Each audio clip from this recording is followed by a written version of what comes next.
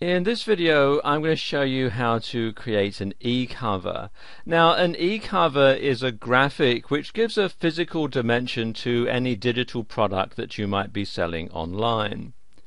To create e-covers I use Adobe Photoshop CS2, which is an older version of Photoshop, but if you have a more recent version then what I'm going to show you here will work just as well.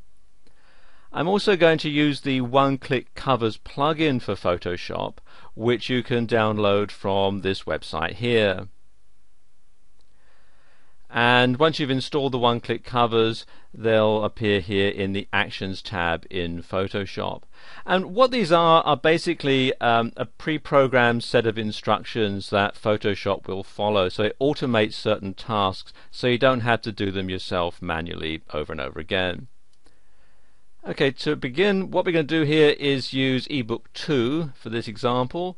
So the first thing to do is select the start line here and then press on the play button, which you'll find down at the bottom here. So press on play and you see this opens up the basic e-cover shape. All we have to do now is add in our graphics and so on. So what I'm going to do is just pause the video while I do that.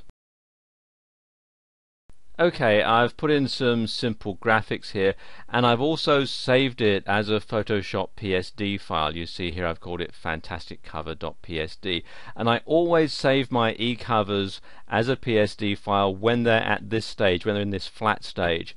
And the reason that I do this is because later on when they've been put into the ebook format, which you'll see a bit later, if there's anything that I don't like about it or I need to go back and make any changes, then it's much easier to do it at this stage.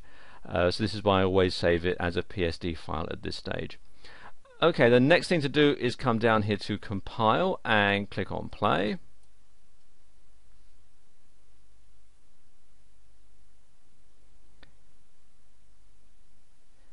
And you see Photoshop does all the work in the background to turn it into an e-cover like this. And then finally what I need to do is come here to finish and again click on play, and that trims it down to the correct size. Now I need to save it so that I can incorporate it into my web page, and for this I'm going to use the Save for Web function. So come here to File, Save for Web,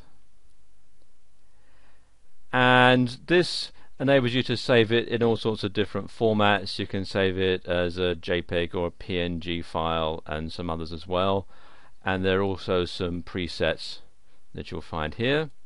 And also, if I move this up a little bit, if I click on this icon at the bottom here, I can preview it in my default web browser, so I'll see what it looks like when it's actually on my website. And there we go, that doesn't look too bad, so I'll now go ahead and shut this window and save it to my hard drive.